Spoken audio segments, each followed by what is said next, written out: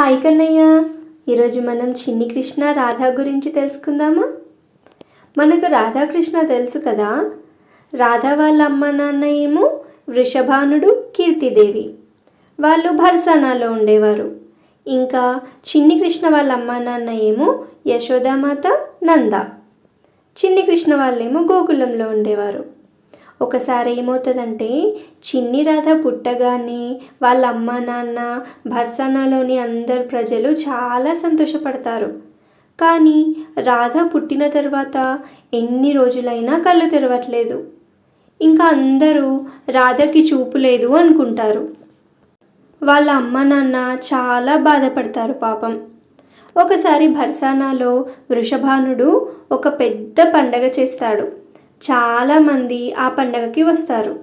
అలాగే గోకులంలో ఉండే యశోదామాత, నంద కూడా చిన్ని కృష్ణయ్యని తీసుకొని వస్తారు.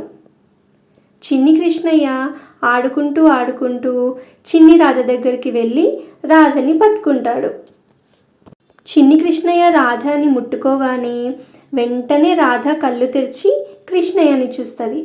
అందరూ ఆశ్చర్యపోతారు, చాలా సంతోషిస్తారు రాధకి చూపు వచ్చింది అని. అసలు రాధ ఎందుకు కళ్ళు తెరవలేదు మరి ఇన్ని రోజులు?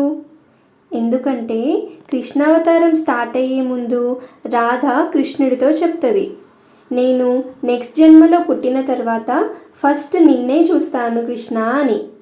అందుకే కృష్ణుడి కోసం వెయిట్ చేసి రాధ కళ్ళు తెరవదన్నమాట.